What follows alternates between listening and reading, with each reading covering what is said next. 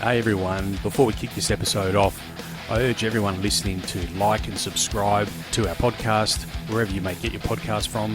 So if you listen to us on iTunes, please give us a 5-star rating, or also subscribe to us on Spotify. And I urge all of our listeners to head to our website, and you can get more than just our podcast from there. We have news stories all the time there. We have feature articles there. So head to tnpmedia.au. That's tnpmedia.au. All right, without further ado, we'll get stuck into the podcast.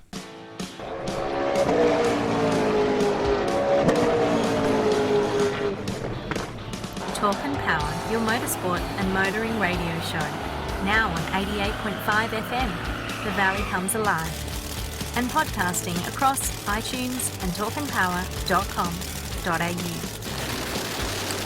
Okay, episode 206 of the Talk and Power podcast. I am your host, Nick DeChimber, and over there I got my co-host, Michelle Morrison. Michelle, thanks for joining us. Thank you very much.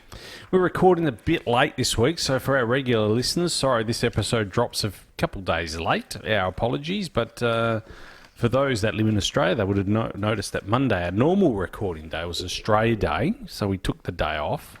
We thought it was a public holiday. Well, it wasn't actually Australia Day. That was on the Sunday. Yeah. But we took the Monday off because it's a public holiday for the Monday after. And then last night I had my son's ball, and we were having prees at our place, so I couldn't make it for last night either. Yeah, and how was that? It was good, very good. 12 boys came around, no girls, which I found really interesting. Yeah, okay. I said to my son, I said, your friends bringing their dates? He goes, no, we're all going on our own, 12 guys. I said, okay, all right.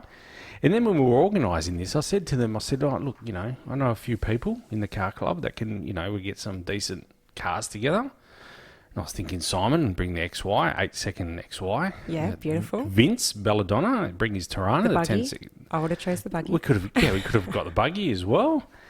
Get a few decent cars together. Yeah. He goes, oh, no. He goes, didn't they? First he said, yeah, that's cool. He goes, but do they have air conditioning? I said, no, they don't have air conditioning. These are drag cars. These are, 10-second and 8-second cars. He goes, oh, no air conditioning. No. We'll just get a limo. Don't worry about it, Dad. It's all good. Yeah, right. And they went for a boring Jeep. They're going to get the Audi. The Hummer or something. No, not even that. They just went the plain Jane Jeep Cherokee limo. It's quite a nice car, but not my cup of tea. But yeah, when you've got the selection available to you for some classics. That's what I thought. Yeah. Anyway, these kids today, I think they're a little bit, look, he's into his cars a bit, but not obviously not enough to want to get some decent cars together. And they had a great night. They were all back at our place I think it finished at 10:30. They were back at 11, and yeah. Beautiful. Enjoyed the evening. We'll save the classics for the wedding then. That's it. Yeah. Yeah, I know. We'll do that. Or my youngest son when he does the ball, he's more into it, I think. How about yourself? What have you? I know you had a really busy weekend. Yeah. So since we've last recorded, we had the Nitro Max at the Perth Motorplex. So we'll go into more detail with the results for that one. But another busy day. Yeah. And yeah, then on the 25th, last weekend, we took the car down my Alta T bucket on display for the Nitro trucks that were at the Motorplex. What do you think the popularity? That's always a big popular event, isn't it? Monster trucks, you wanted to say. I was like, hang on a second. That's all right. I heard it after I said it, the monster trucks. Massive crowd. I believe it was another sold-out event, like most of them are. And it's huge. It's amazing to see how packed out the event becomes, and the monster trucks of course are doing their display, but they also had some freestyle motocross and some rally cars as well, so that was pretty cool. Okay, yeah. So you were down there displaying the Altered. I saw some photos. There was a queue at your stand. Yeah, there was a big queue lining up to get their Denani Hot Shots merchandise and a poster signed by me, and that's all right. Yeah, it was fabulous. It was really, really great. Having the Denani Hot Shots promos to be able to hand out is such a great perk. And but look, I was so I was really impressed and just humbled by the amount of people that did line up to meet me. You know, it was a really hot day. It was humid. The humidity just made it so uncomfortable. And being such a full house packed event, you know, these spectators, they've already spent hours in line getting into the motorplex, then in line again getting through the gates, and then they've come straight into the monster truck pit party and lined up again in the heat to have a poster signed or their hat signed. So yeah, that was really nice, and saw some familiar faces that have been coming down to the drags already, but then encouraged a lot of new ones to come down and check it out for our Oh, that was a event. question I was going to ask you then. So there is a bit of a crossover there. So there was the monster trucks appealed to an already drag racing sort of fan base, but Yeah, and some of the spectators actually had like their drag racing merchandise shirts on and everything. Some, like I said, some familiar faces I'd seen before and who have come up to see me when I'm racing. I've already signed posters for them and they're still lining up to get another one. And even some of the volunteers and track staff had come down to watch the monster trucks as well. So yeah, there's definitely a crossover, but there was a lot of first-time spectators to actually attend an event at the Motorplex at all. But they travel quite far. There was one from Esperance, there was someone from Geraldton. Wow. So yeah, it was really great. And, you know, once I can see that the drag cars that are on display and just up close and personal with it, yeah, you can try and persuade them to come down and check you out and watch you race. So I think we need to thank Ray for that. I mean, Ray brokering that deal, having some drag cars down there. I think, like I said to you in that message, I think that's a golden ticket, really, to have your car on display. I think the marketing that you get out of that, not just yourself and not just your car, not just your team, but drag racing as a whole. yeah, It's a new audience, and they're there to see monster trucks. There's a kind of synergy between a monster truck and a lot of drag racing cars, in particularly an altered, Yep. because they don't necessarily represent a factory body or a factory. something you'd see on the street. That's exactly right. Yeah, Yeah, absolutely. I think, you know, for the monster trucks, I think their fan base is heavily like young children, and then it's probably getting their interest into motorsports or into the cars, and then those fans that have fallen in love with monster trucks hopefully then get introduced to drag racing and seeing some cars, being able to speak to drivers, and then their interest can then grow and flow into drag racing, and they can start to learn and follow the sport. yeah.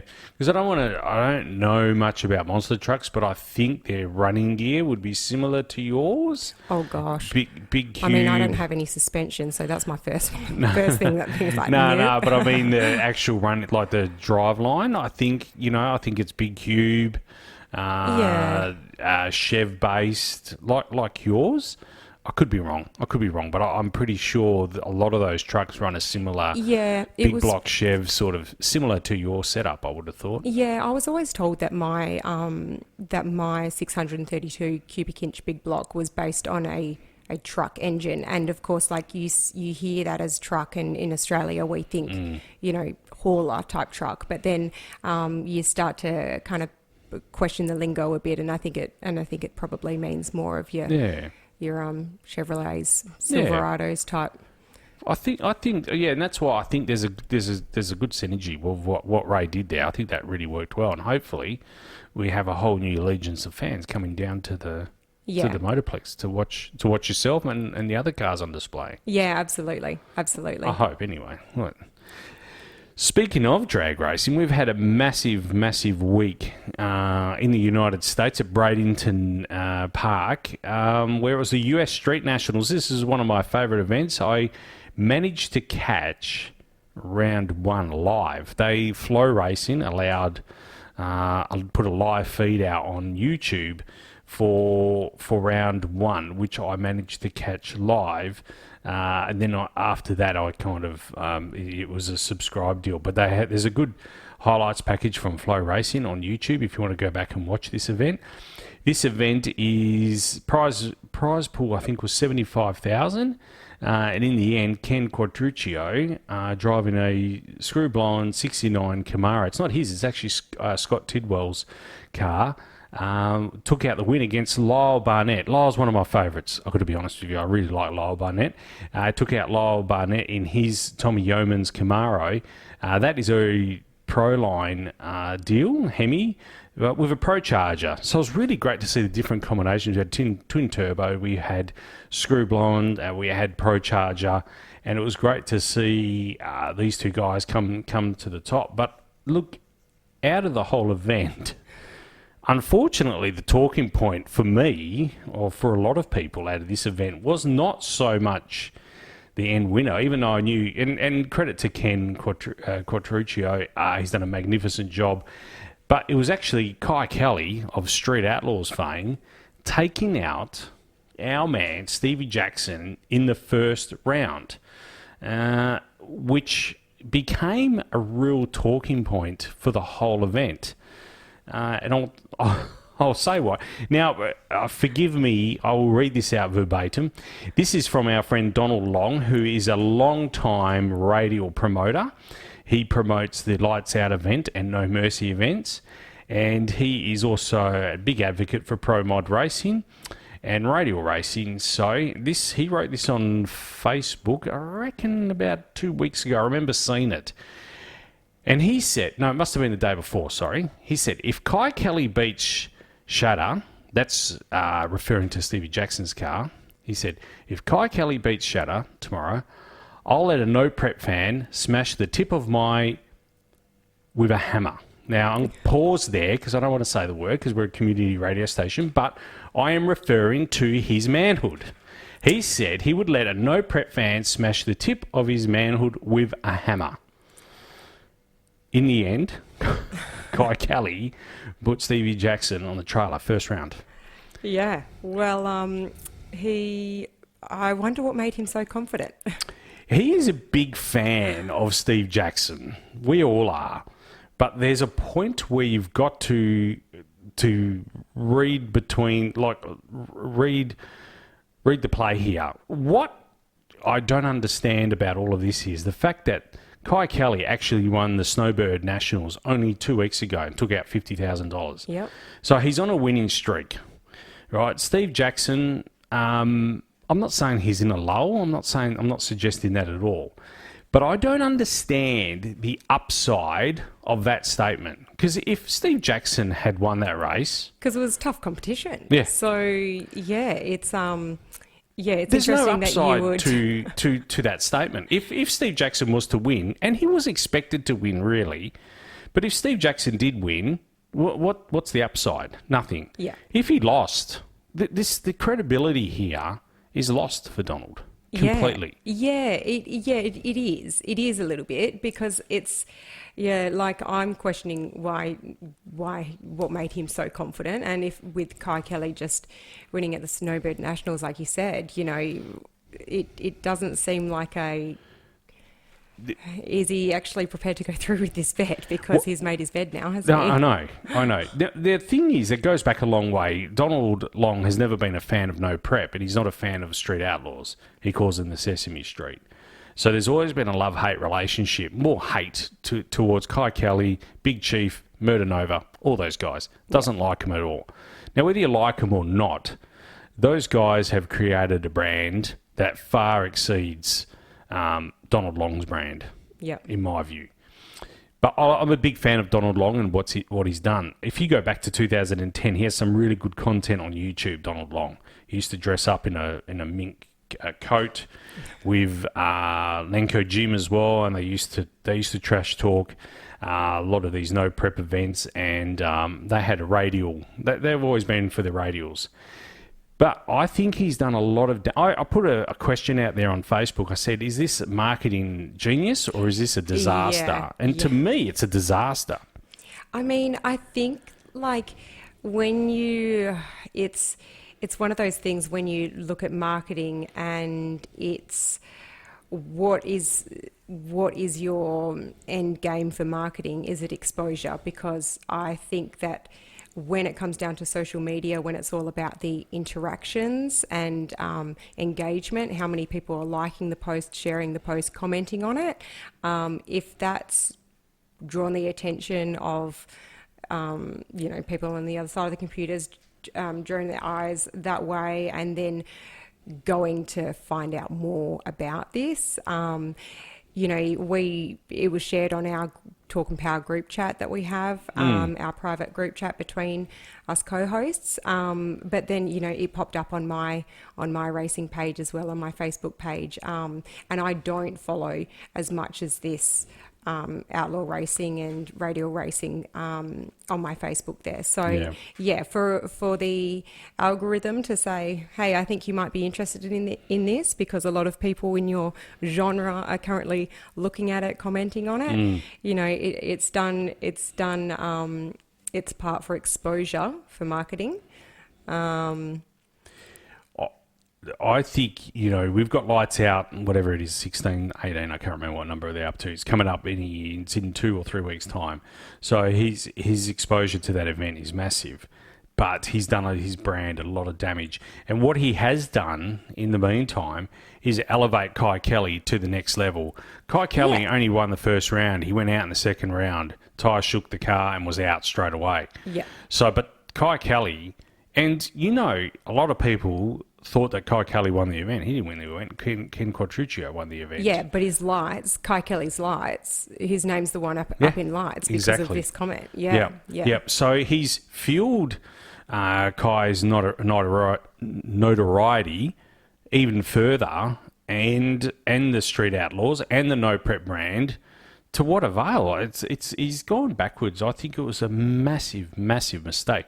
Now, and already, obviously he can't go through with the deal. There's not something that you can do. You could do it. You could, but it's... You might want to put a blindfold on the No Prep fan and have it under a curtained box or in a shoebox and do it. But it's whether they're going to record it, stream it, and gain views from that as well. At least to view his reaction from it all and the pain he'll be suffering. I can't see how he would go through it. But anyway, I guess he has to, but I don't know what he's going to do there. Look, all credibility will be lost for him if he doesn't follow through with these kind of things, is it?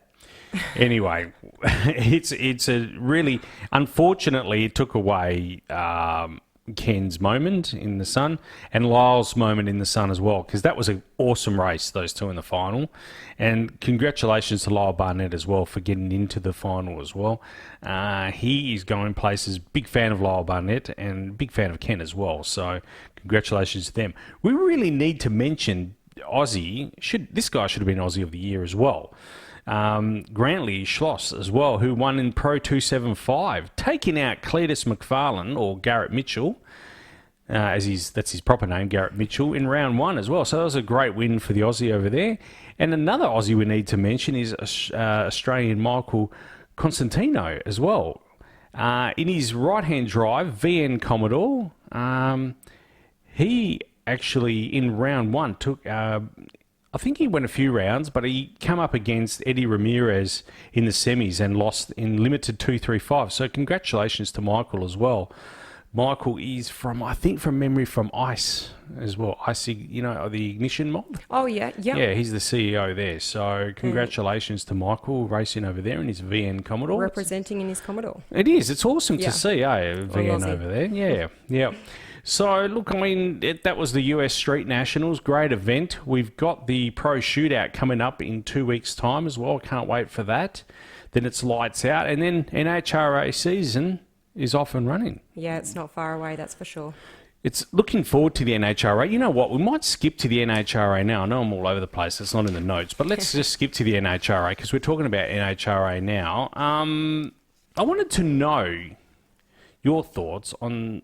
I wanted to know the difference. What's the difference here? Yes. Tell me what you think the difference is between Summer Richardson and Renee Gracie. Because Summer Richardson, now she's had that sponsorship deal for 2 years. Yes. This is not a new thing. She didn't just rock up one day with OnlyFans on the car. Yes. And they said no. In 23 and 24, she was campaigning the OnlyFans car. I think it's a top alcohol dragster. This year, the NHRA, with less than a month to go to the start of the season, have said no, can't do it anymore. You need to remove that. It's really interesting, and I do have a bit to comment on it. Have you seen the Renee Gracie documentary? I haven't, but I am urged to watch it. Johnny watched it, and Johnny has urged me to watch it, but I haven't done that yet. It is very interesting, and I'm not too sure how much really, you want me to be saying about this topic, but she is racing now in a class that accepts her racing with the sponsorship of OnlyFans. So she wants to go V8 supercars. That's not going to happen because of her OnlyFans sponsorship. Now, with Summer Richardson, yes, she has been running her OnlyFans sponsorship for 2 years. It was a very prompt decision from NHRA. They've made the decision to ban her from using that sponsorship, 6 weeks before season starting. Now, to accept it and then take it away, that's one thing. But when OnlyFans first came out sponsoring Summer Richardson, OnlyFans were promoting a rebrand. So they were rebranding, when they signed with Summer Richardson, they were promoting a rebrand of paid content, and that kind of sexualized side was supposed to be separate. If you think now, there's paid subscriptions of Instagram, where if you want to get the up close and personal information from the people that you follow, then you pay the subscription service and then you get access to that. I know that a lot of people use that for education purposes. So I know some people that are, for example, my hairdresser, she's got a large following, and she sells her Instagram subscription based on then educating other hairdressers what to use, what products to use, how much percentage to use of each thing. So OnlyFans was like remarketing to go down that avenue, and that was before Instagram were doing that. When Summer Richardson came out with the sponsorship, it was all about the rebranding of OnlyFans. But then you slowly start to see the crossover and some more risque photos still coming across. And I think that if you are behind the rebranding of it going in that direction and being separate to the sexualized pornography, realistically, that's what it is, because they can do that on there. Some of them are just photos in bikinis, and some of them do the whole lot. You really need to have a clear line that you're not crossing over into that section. And Summer Richardson, there started to be some bikini photos on her cars and lingerie photos on the cars, and I don't think that is a clear separation between the promotion of the two different types of OnlyFans subscriptions. I haven't really seen much else of the OnlyFans subscription that was being marketed when Summer Richardson first brought them on. But yeah, I think the crossover was enough for the NHRA to see it as something that they didn't want the NHRA to be affiliated with. Okay. It's interesting, and definitely when the Renee Gracie documentary is quite eye-opening, but you do have to think of who's watching on the other side, and if you are then drawing spectators to those websites, you want to make sure that you're sending the right message. And it's really hard and realistically, it comes down to how you want to parent your child. But when it is an open slather, when it's being so available at these events, so available to have marketed, you can't really control that, and it's really hard to then idolise these female racers in one way, but then not want to idolise them in another. Maybe they do, maybe they don't. I have 2 young daughters. I would be very mindful of then giving someone high praise in one area, but then try and shield their eyes from their other, how they make their money. For Renee Gracie's sense, I don't know the full extent of Summer Richardson's involvement with her OnlyFans, but yeah, it's something that's really, it's just got a big caution sign. Taking it away once you've originally agreed to it, and 6 weeks before season starting, when you've already spent money, committed to other sponsorships, I think they could have at least said, hey, this will be the last season, and give her a bit more, because she's probably now having to pay back for other sponsors if she can't front events. Probably spent money that she's already been given. So yeah, I do feel for that.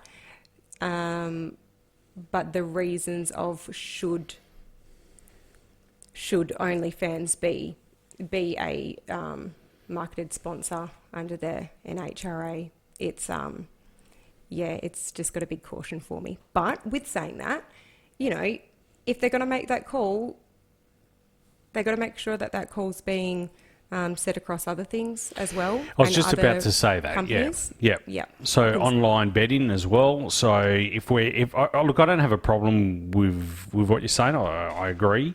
But I think if the sport is in, then they're in. Yeah. They're in knee deep with everything. So they've got to have that consistency across the board.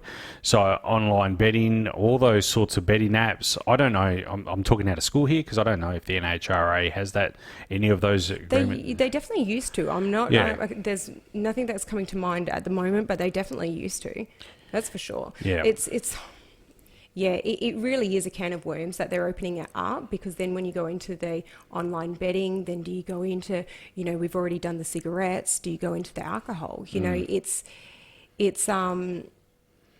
All those things are vices, aren't they? Yeah. And they're all that 18 plus vice that the alcohol, we kind of say, it's okay. Yeah, just have that message of like drink responsibly. Yeah. I suppose what's the caution message behind visiting pornography sites, or with something like OnlyFans where it's kind of encouraging you to become one yourself? It's a problem. It's a problem in Australia. It's a problem in the world. But I think I'm really mindful of sports being plain judge and jury on social issues. I get a little bit nervous about it all. Yeah. The AFL are in even way, way more than the NHRA. The AFL are making judgment calls on all sorts of things that I don't think they should be. Yeah. Leave it to society to decide.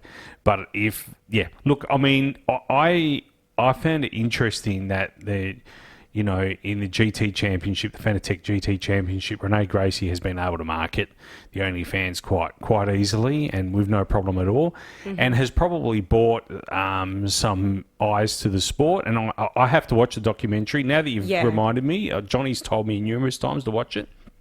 I'm going to watch it. It's really interesting because she has the success, she has the skill, but the angle that she puts onto it is that when she first got introduced into the supercar scene, they were wanting to use her as the appearance model, and they were, wanting to use that as the target market and use that to their advantage. Now that she is doing it herself, if you've got the money, why can't you race? So yeah, it's seeing it from their own point of view. Definitely opens your eyes up to it, and you just feel like, you know, they are being blocked from what they are deserving to do because they've got the skill behind them. But then, you know, it does then go to a shot where there's kids lining up and they're getting poster signs and photos taken, and you know, being in a smaller scale position like that myself, and being a mum, I'm just so conscious that what I do in front of my girls, but what I am saying, wearing in front of spectators that I'm being told are idolising me and being inspired by me, I just want to make sure that I'm doing what I can to, you know, set them off on the best track, and it's a tricky one. That's It is a very tricky one. We'll move on as well. In NHRA this week, Branyard International Raceway. Been there. I think you've been there as well. Been there, yeah. Love it there.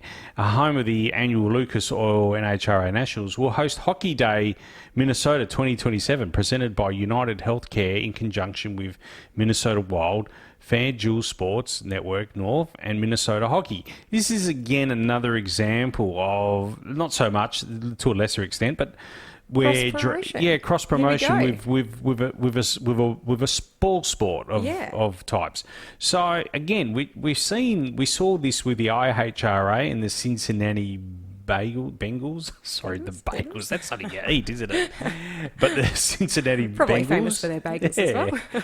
And now we're seeing it at Branyard International Raceway. Those that have been to Branyard know that's sort of kind of the.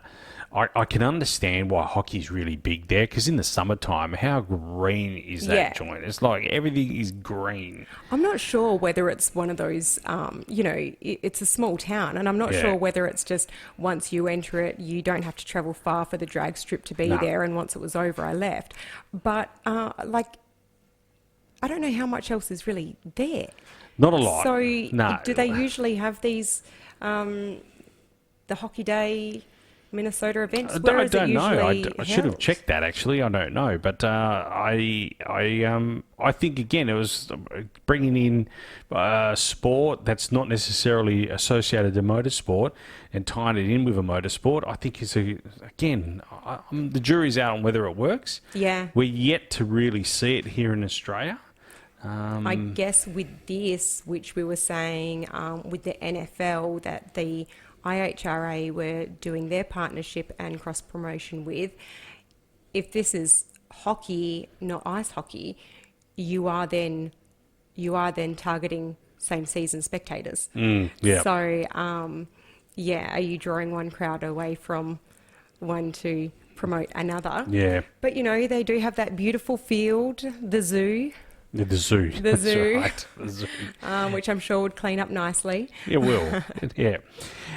And also, just 2 days after announcing his retirement, or announcing that he was leaving the NHRA, the veteran announcer, Alan Reinhart, is off. He's going to become the vice president of the IHRA.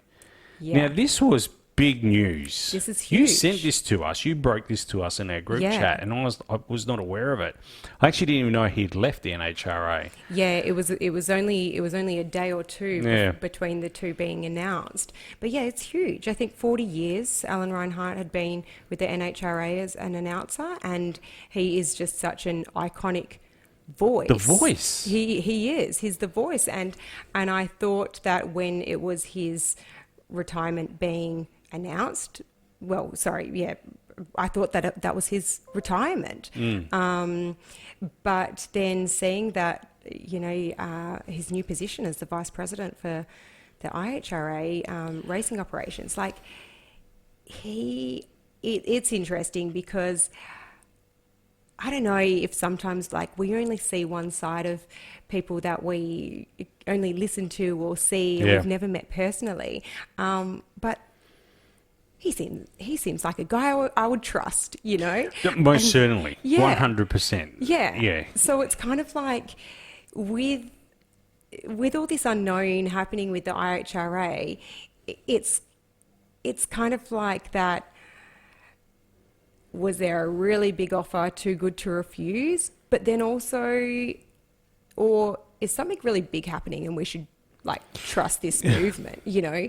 Because it's interesting. If what they're proposing to have him sign on, you know, is good enough to have him sign on and leave his deal with the NHRA, if it's won him over, there's got to be a point, you know, surely I'm not the only one, and I say this, I'm not the only one without it ever being really offered to me, but like, if you then move across to your opposition side, and with the IHRA and NHRA, it is quite, you know, I don't think there's any... It's pretty fierce. Yeah. It's not, there's yeah. no love lost between the two. So if you've then moved across, it kind of, if it doesn't go the right way for you, kind of tarnishes your name, but also burns a few bridges in the process. I agree with you 100%. I am really curious to know what's happening over at the IHRA. Yeah. We've heard them talk about this 12 Nitro Jam events that they've got scheduled for this year. If it's 10, rolling, 10? it's 10, 10? yeah. If it's 10 or if it's rolling out this year, I've yet to see any detail on it. And from a global point of view, the eyes of the world are now looking at them, and Yeah. I'm just not. I don't know if we're missing something. Or Alan's been, you know, look, but he's also gone from, I don't believe his role at the NHRA was of a leadership sort of role, was it? Or I thought it was just an announcer there. I mean, whether he had some management or control, I just feel like having such that prominent voice that he had, but also the knowledge that Yep. he has behind the racing. If he wasn't in a leadership role, I would be very surprised. But it's just one of those two things that go together. And it's when you say it's the face, it's the face of NHRA. In his case, it's the voice. The voice, and, yeah. And even with his little comments and the way that he would Yeah. call out the race results, it was quite iconic. So.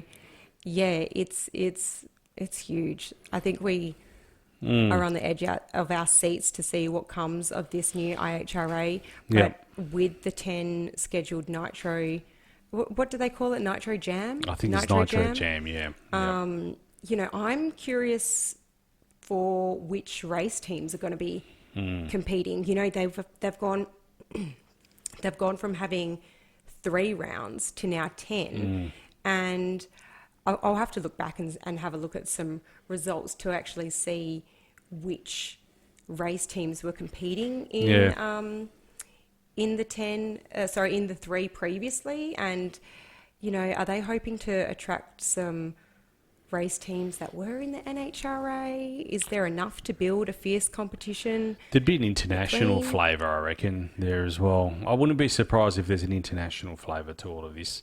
So what I'm suggesting there is there could be teams from Sweden coming here, not here, but to the IHRA. There could even be an Australian team. I don't know. We'll talk about NDRC soon. That's interesting. I wonder whether Rapistada still have their cars over there.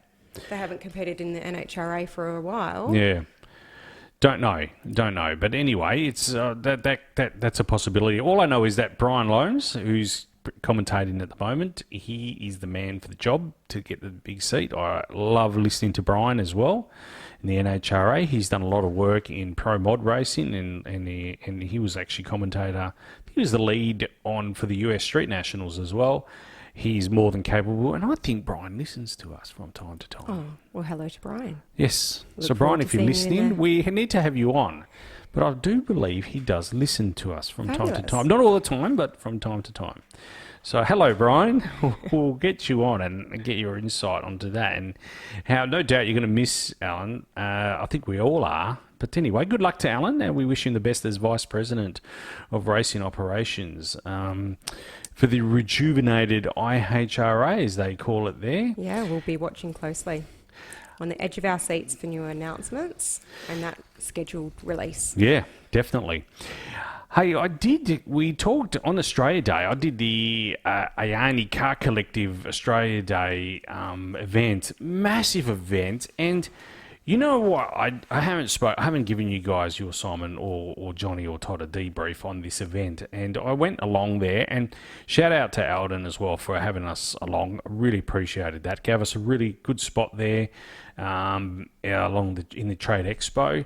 So big thanks to them. And I went there with sort of a closed mind. I wasn't really knowing what to expect.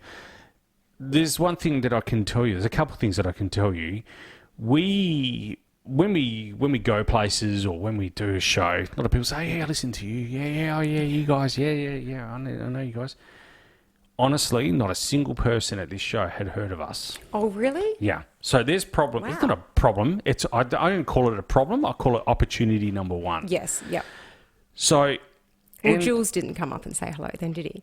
No, I didn't even see him there. Yeah. Was he there? Well, I spoke to him earlier in January, and he was saying how much of a good show it was and that I should get the car down and promote it down there. No, I think he was talking about Max. He was talking about both. Oh, okay, yeah. He was saying how big the Australia Day This is massive. show was. So, yeah. I can't believe how big this is. I really could not believe. So there's this demographic of people out there that we haven't appealed to or we're even on their radar. So gave everyone a flyer. But what I learnt was that, if you looked at the cars, I went for a quick walk. I left my son man in the stand. We took turns. And I went for a quick walk. But what I found was that there's a myriad of... There wasn't many Australian cars there. There wasn't many US muscle cars there. It was a flavour for JDM and certainly European cars. But it was also the enthusiasts that were there. It's a completely demographic to what we're used to. So, like, even when I walk around, a lot of the exhibitors, oh yeah, I know that guy, or that guy. Yeah.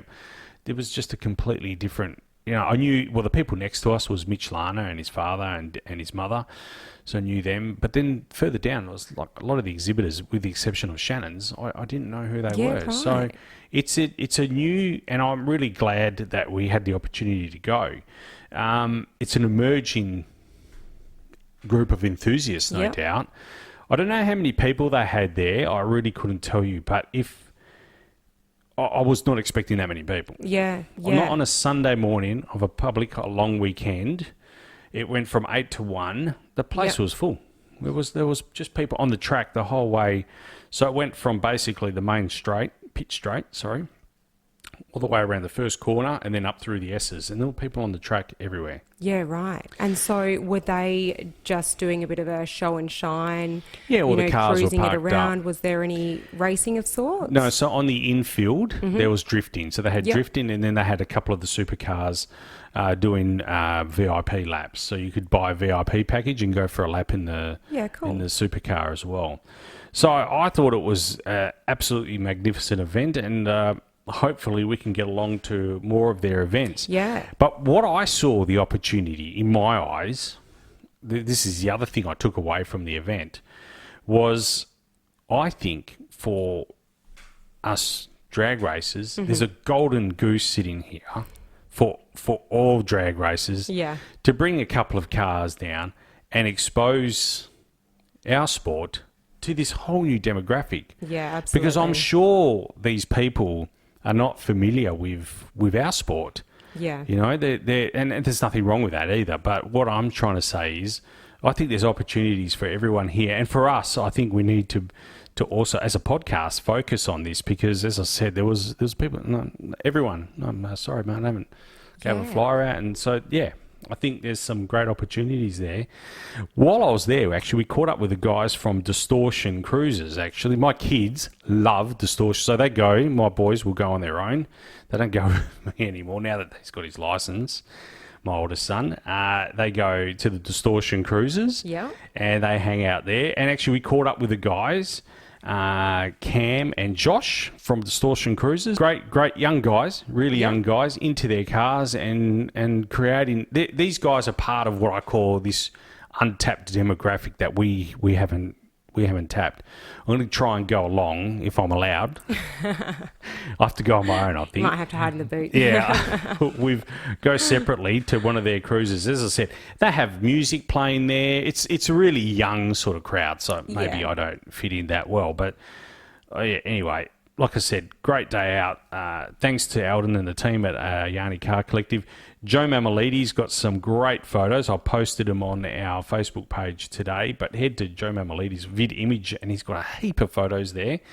He got the bulk of the photos for the day that were used by the Yanni Car Collective, so well done to him as well. Fabulous. Daytona 24 Hour. I don't know if that was on the same weekend as well as this. So my viewing of the Daytona 24 Hour was really, really small this year, but enough to get me interested to put it into the podcast. I find it really interesting, the Daytona 24, Le Mans, all that. They're getting really close at the end now, but it's kind of I don't want to say staged, but there was 14 full course yellows. So that's like one, if you average that out, that's more than one every 2 hours. So it's not hard to get that close finish. Yeah. You know what I mean? Because you group it, and everyone, most cars, if you're lap down, will get the wave around. Yes, so you unlap yourself. It's only if you get yourself a couple of laps down that you're in trouble. If you get yourself a lap down, you get the wave around and you unlap yourself. So, and we've spoken about this before. I'm not a big fan of that, to be honest. So do you think that's the purpose? You know, you've spoken before about things NASCAR being called yellow, and definitely do it. Yeah, 100%, and it's time to commercials. Yes, and that was my part on it. I was saying, you know, if they're selling commercials and they've agreed to a number and they've got to fit them all in. NASCAR 100, they can deny it till the cows come home. Yeah. I'm telling you, they do it. They do it. No full course yellow there. Keep racing. Nothing to see here. And next minute, a guy just goes off on the grass. A bit of grass comes up on the dirt, on the bitumen. Full course yellow. Yeah. And that's for sure. Look, I mean, it looked like it was a really good race. Penske, it's their second win in consecutive years. So congratulations to Roger Penske. Felipe Nasser drove the car home, the Porsche 996. Nick Tandy and Lawrence Vanthor were co-drivers there. Wrecking the Porsche party for a 1-2 was the Acura. How do they say it? Acura? Oof. It's a Honda. It's what they call a Honda in... You know, they're going to call it something different than we do. Oh, yeah, but anyway, it's the Honda. Mayo Shank Racing, Tom Blomqvist, Colin Braun, Scott Dixon and Felix Rosenquist. They came home in second. It was really tight between them and Mathieu Jaminet. Matty Campbell and Kevin Estray for third. It was looking like a 1-2 at the end there, but the Acura got the job done. Home in fourth was a BMW M team. Felipe Eng, Dries Vanthort, and Kevin Magnussen of Formula One fame, and Rafael Marciello. And in fifth place was the Cadillac Racing. They came home. That was Ricky Taylor, Felipe Albuquerque, Will Stevens, and New Zealander Formula One driver Brendan Hartley. So congratulations to them. It was a great race. We saw the GT3 Mustang take its first win, I believe. And the number 65 Ford Multimatic Motorsports Mustang GT3. I believe that's their first win in the GT3 Mustang, that is. That was in GTD Pro. That was driven by Dennis Olsen, Frederick Vervisic, and Christopher Mize. So congratulations to them. And the Corvette in the GTD, that was another GT3 car, that one as well. So it was really, when you think about it, it was a great day for the US manufacturers as well, taking the win in GTD Pro and GTD, both GT3 cars. We've also got the Bathurst 12-hour on this weekend. That's, once again, it's a full GT3 field. Numbers are down, Michelle, so 22 entries for the Bathurst 12-hour. I can't help but think if we could move these two events a little bit further apart, if we could potentially get more GT3 cars from that participate in the Daytona 24 hour. Because as it stands, and I actually made some notes here, the Bathurst 12 hour, I went through the entry list tonight. There are no Mustang or Corvette GT3 entries at all this year for the Bathurst 12 hour. So that's a bit disappointing to see that. In actual fact, there's no Ford or GM cars at all. And however, we are going to keep a close eye out on the Ferraris, the 296 Ferraris of Arise Racing. They're from WA, the number 26 and the number 36. So they're the Arise Racing Ferraris. The Lee Collection Ferraris, we'll call them, whatever. Lance East Exotics, Lawrence Escalante, whatever name we put to him. But we'll keep a close eye on them because they're good WA boys, and we'll be watching that closely. So that's the Bathurst 12 hour this weekend. Be interesting to see how that goes. Oh, I think we should take a break here. When we come back, we'll cover. We've still got Nitro Max from last weekend. And we'll cover all things NDRC as well. So, yeah, we'll take a break here. And then when we come back, Nitro Slam and NDRC.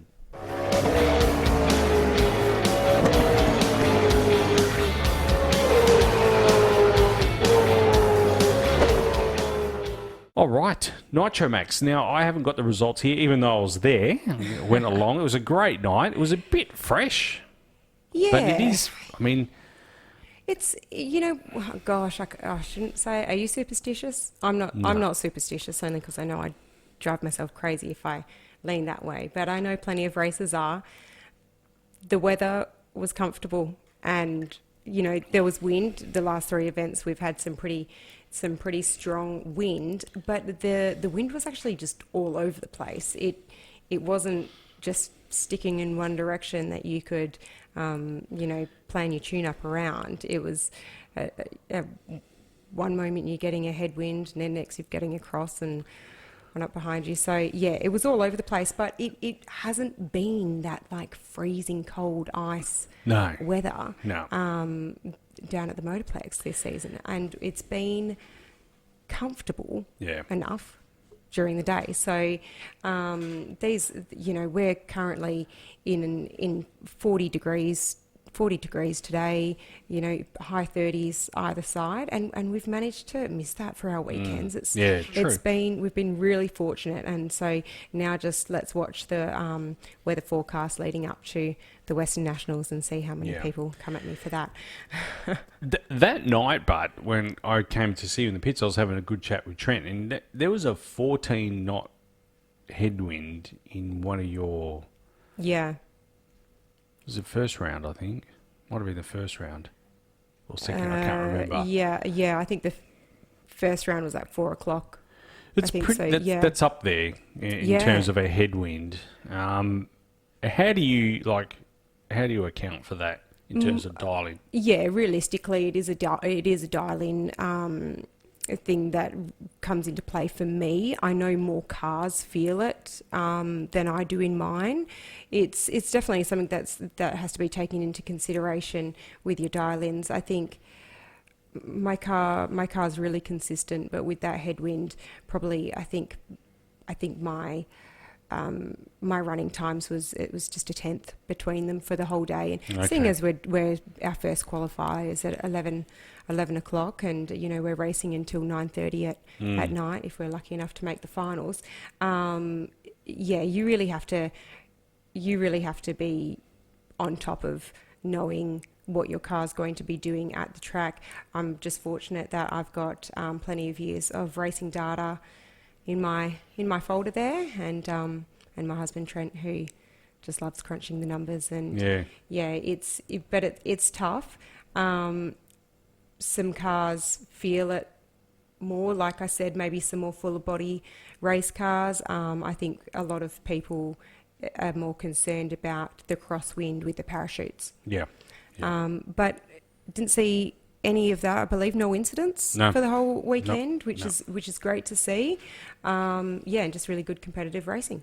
Yeah, it was. No, most certainly. It was It was great to see the Nitro cars Yeah. challenged. Yeah, Nitro think- cars had two rounds of, that they challenged each other, and No, I think challenged in tune-up by the look of Oh. things. I don't know, I just didn't I feel thought that they were challenged. They were getting down the track. I think Rory really had his hands full. Looks like it was a challenging weekend for the Nitro cars. I think all of them sort of couldn't find the balance. I don't know if the groove was really narrow for them or what it was. it's hard to say. It's hard to say without speaking to any of the teams directly. But you know, looking at the race names in front of me, it's a few of these cars.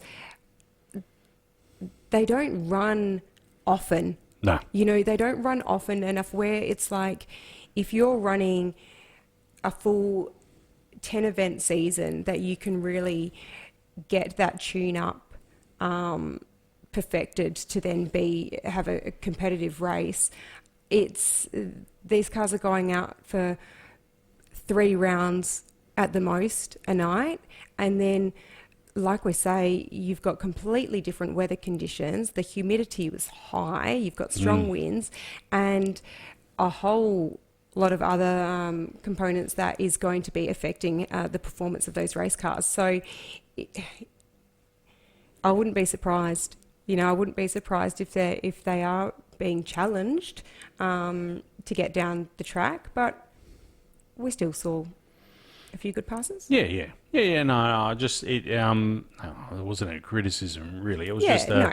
It was just more of a observation that I felt that the Nitro cars probably weren't able to get down the track every time in the best way. But that's fine. I mean, I think everyone, if you looked at everyone, even in what they called Top Comp, or no, it was Supercharged. What was it called? All Stars. Blown alcohol. Yeah, All blown Stars, alcohol. yep. We saw Danny Costello, and you said there was no incidents, and there weren't, but there could have been one hell of an incident when Danny Costello. Yeah.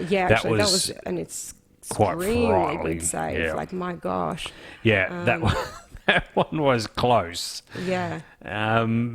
So yeah, In the altered. Yeah, and that's just like, you know, crazy. credibility to Danny, because it's to be able to steer that short-based altered and be able to correct that. And he's come across to the centre line, only just missed Zap.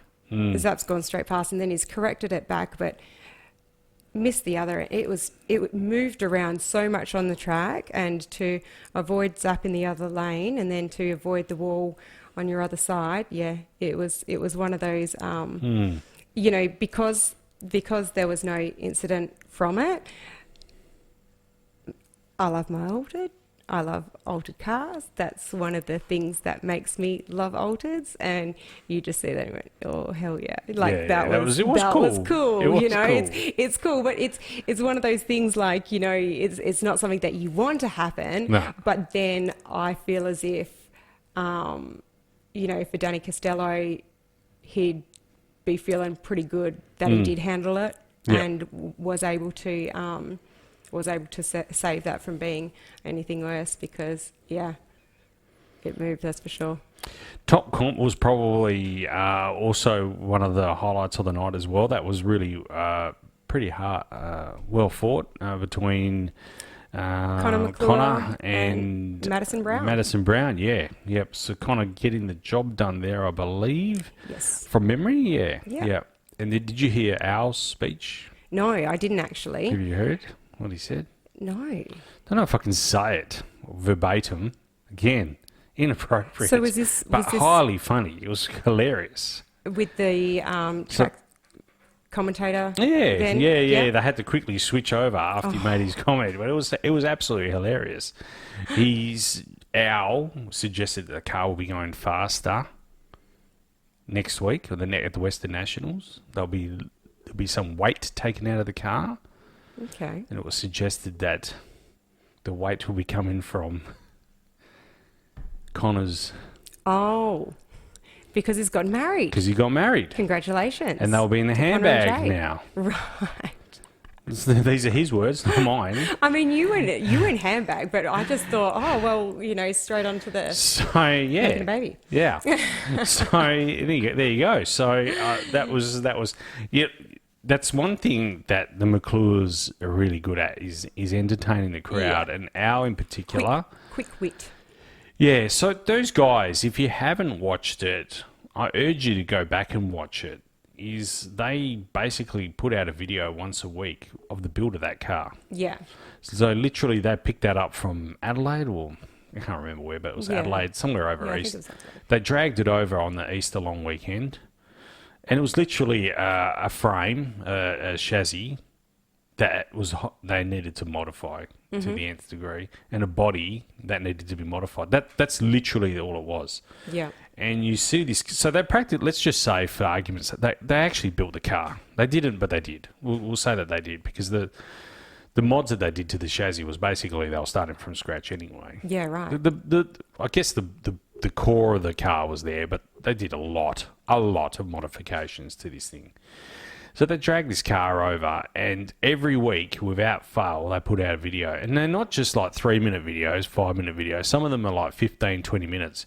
And the videos are really well produced. These guys are drag racers. I don't actually know. I think they're grano workers. Is it the McClures? Yeah, grano? I believe so. Concrete, grano. Yeah, yep, so they're not film producers. No. They do have their own YouTube channel. So I think like when they covered their race car, that wasn't their first time. No, doing it wasn't. a bit of that. But Connor is the performer. Yeah. He's the performer. And I think he gets that from his father, because Al was a bit like that as well when he used to race. I'm not suggesting he made YouTube videos. Back then, there was no such thing as YouTube when Al used to race. But I remember Al when he used to race, when he started racing. Yeah. And he was. I say that with no malice intended. They were performers. They were really good at what they did, and we saw Connor come to the fore in Street Outlaws as well.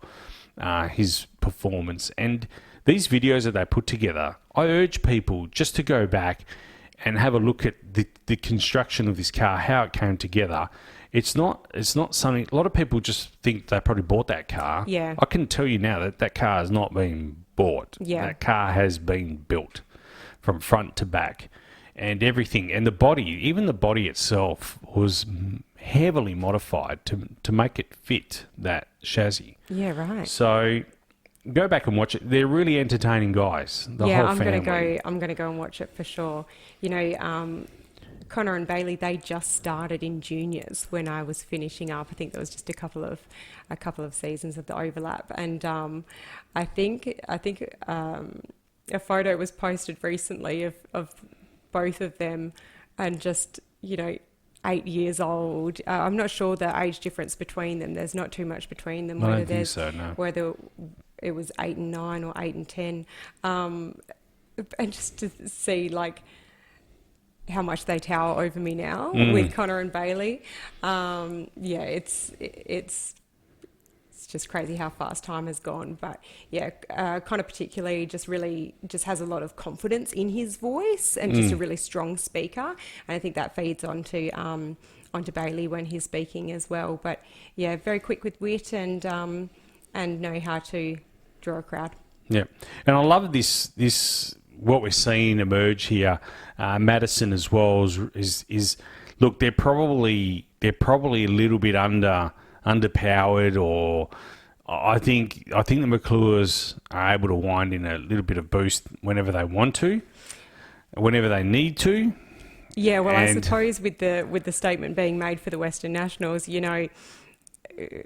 at first I thought you were saying that they're actually going to be going faster, and I thought, well, they're only going to make it harder for themselves with then resetting their national index there. But yeah, I wonder how much more. Yeah. How much more is in it? I think there's more in it. Yeah. So anyway, look, it's a lot. I love this battle that's emerging, and Madison is really doing really well, driving the car really well. I just think that they're probably Probably at this stage not able to keep up, but who knows what they have what they have planned for the Western Nationals. I really think this is the battleground. Is Top Comp at the moment. It'll be Comp Eliminator by the time we get to Western Nationals. Yeah. They'll be both in Comp Eliminator, and I don't know who's coming over for Comp from over east, but that's one of the battlegrounds that I see emerging at the Western Nationals, and I'm really looking forward to it. Yeah, absolutely. It will be great to see once that entry list is out, but we'll have to wait a bit longer for that. But hopefully we do get some Eastern State competitors coming over. Definitely. Do you want to go through the winners there, Michelle? Yeah, absolutely. So, like mentioned, we had Connor McClure versus Madison Brown, with Connor taking the win in the A final for Top Comp, and in the B final, John Ferguson just had a solo for that one. Top Fuel Motorcycle, for round one, we had Tony Wood versus Travis Lorraway. They actually ran 2 rounds and they each got a win for Top Fuel Motorcycle, with only the 2 of them competing on the weekend. Super Comp had Chicago Shootout, and Rick Johns took the win over Todd Stacey. How awesome was that? Yeah. John's family win that one. Really cool to see. Competition Bike also had Chicago Shootout format, with Daniel Nadalotto taking the win over Ross Smith. Supercharged Outlaws had the A final winner Casey McClure versus Jeff Acton, and in the B final we had Peter Appleby take the win over Renee Dobson. Top Sportsman Chicago Shootout format had Jason Lippy take the win over David Cositolo? Yeah, in the little Mazda RX-3. Apologies little awesome car. For the pronunciation of that one. And in Outlaw Radial, we had Stephen Lundy take the win over Adrian Hines. Modified running Chicago Shootout, we had Andrew Frost take the win over Paul Garbellini. 001 reaction time for Andrew Frost. That. He is quick. On it. Yeah, absolutely. He, surprisingly, Frosty, as I call them, and those that know him do. So he actually ran Supercharged Outlaws on the 4th of January because he does have a small block with a supercharger on it, which is currently the only one in modified that is supercharged. But he wasn't going to be running this event because he also crews for Chris Dimoff's front engine nitro dragster. Okay, yep. And they decided to enter because they missed the last race with the nitros being on, and they chose to enter under modified because the racing started earlier in the day. That then it spread the racing out a bit, so he was able to do double duties on Dimo's car, where with Supercharged Outlaws they were a bit more condensed back to back, so it made it harder for him to do the turnaround with the double duties there. So that's pretty interesting behind the scenes bit of info for you. Yeah. A Super Sedan had Carl Higgins take the win over Paul Moblier. Saw Paul today, actually. Oh, yeah? Caught up with him. Congratulated him. Getting into the final, yeah. And Modified Bike Eliminator, we had Luke Seaton take the win over Paul de Klerk. Yep. Super Street Eliminator, we had Craig Catton take the win over Jason Ludlow. And then moving on to our junior category for junior bike, we had Kobe Ashelford take the win over Riley Kilvington. Now, junior bike, they're actually running Chicago Shootout format now, just being at the lower entrant numbers, but it's really good for those guys to get more track time on their bike. Yeah, more seat time for them. I think it's awesome. And I think just good promotion for the category as well. Getting as many spectators able to see these kids, riding the junior bikes, and new promotion for the bracket. And lastly, just junior dragster, we had Brock Ferguson take the win over Talia Martin. Yep. Yeah. You mentioned the Ferguson name before, and I've probably been a little bit disrespectful there. I think they also add to the top comp argument as well. Yeah. And my apologies, because they're probably listening and thinking, I think, they're a formidable, so they'll fall into comp, no doubt, as well. He's always been a strong name. John Ferguson, and the Ferguson name has always been a strong name with drag racing and under top comp. But I didn't see it.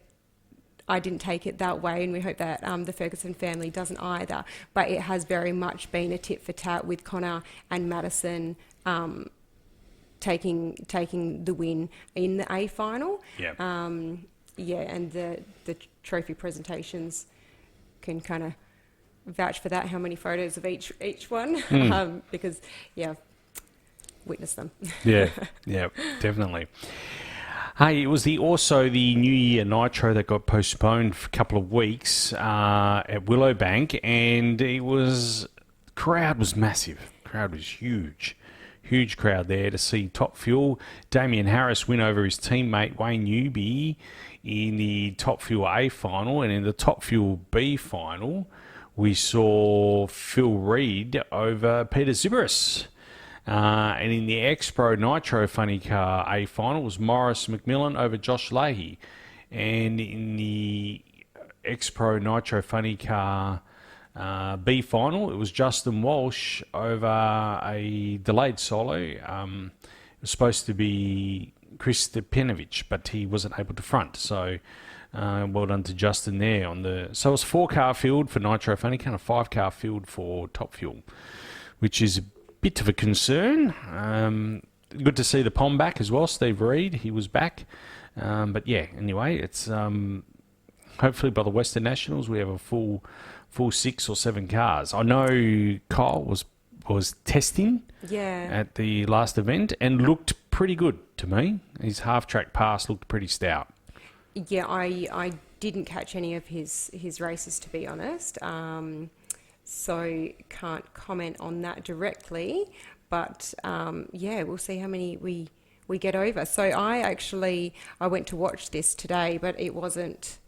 I'm not sure whether it was just not working on the 7 replay. Plus? Oh, okay. Yeah, they hadn't done the highlights, admittedly, so it was the full day recap that I was trying to use, and it said that there was a connection issue. The rest of my TV worked, so maybe it was just on the app. So who made up the 5 fuel car entrants? So it was basically Damien Harris, Wayne Newby, Phil Reid, and Peter Ziberis, and Steve Reid, the POM. No Lamentinas? No. Did they comment? No. Okay. No, I don't know. They sent a message, at the previous one saying that I think Rocky had his wedding, or there was. I'm not sure why they weren't able to make this one. Hopefully we see him at the Western Nationals. Yeah. And Brendan Gosford in Nitro Funny Car hasn't been able to secure a ride for this season. So it's not looking. Look, the fields aren't great, but. Hopefully, that as the year progresses, we start seeing more cars. So that would be really good. Yeah. Super Street was Josh Fletcher over Troy Hutton. Junior Drag Bike, Lillian Hagen over James Loday. Junior Dragster, Zane Condello over Carlos Harvey. Super Sedan, Wayne Height over Matthew Barron. Modified Bike, it was Sean Ricketts, over Paul White. Modified, Lucas Holtz over Liesl Gals. Top Sportsman, Neil Maxwell over Craig Chapman. Performance Bike, Walter Hostar over Aveen Uttar. Supercharged Outlaws, Bill Fletcher over Peter Leahy. Supercomp, Warren Allen over Nicholas Gallia. So well done to them. Now, I read somewhere that Peter Pisadillis and Rob Deckett teamed up in Supercomp and reset a record, but I don't know what their record was, or I need to look into that further at this event. But anyway, I read that somewhere, but it didn't give any further details, so I need to go back and have a look at that.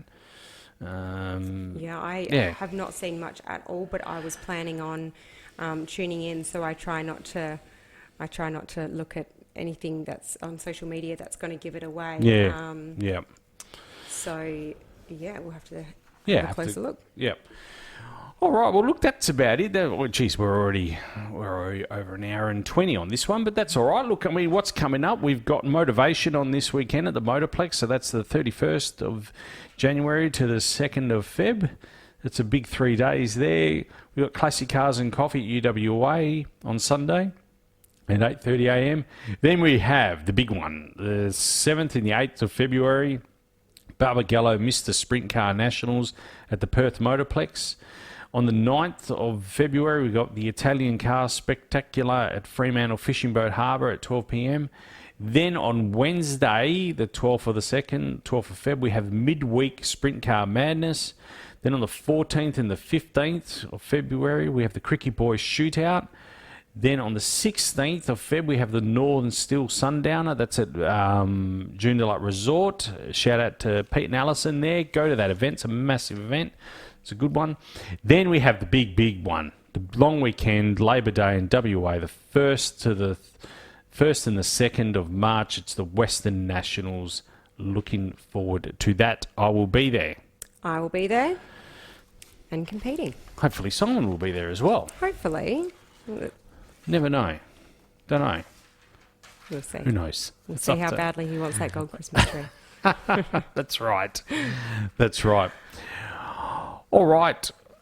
Michelle, thank you very much. Thank you. Thanks for coming along, and we'll see you in a couple of weeks. And I'll be back refreshed. I've got my last 5 days of school holidays, and then life will settle back Go down back in to some normal. sort of normality. It's been busy. yeah, I know it has been, especially for you. I know, but you got a 6-week hiatus of drag racing at the moment. You're in the middle. Yeah, of, but then, we're nearly 2 weeks down, and it's like I blinked and that I know. happened. Yeah. But yeah, it's going to be here before we know it, and you kind of set high hopes of what you want to get done between then. But what is on the top of my priority list at the moment is putting away washing. So Okay, fair enough. Fair enough. when we fill our schedule so much with racing and with the car, I got to make sure that I equally fill that with things that are prioritising the girls and letting my husband have some free time as well. Fair enough. Fair enough. All right, Michelle, thanks a lot. We'll see you in a couple of weeks. We'll have Simon back as well, and we'll have another episode. All right, thanks a lot. Thank Take you. care. See ya.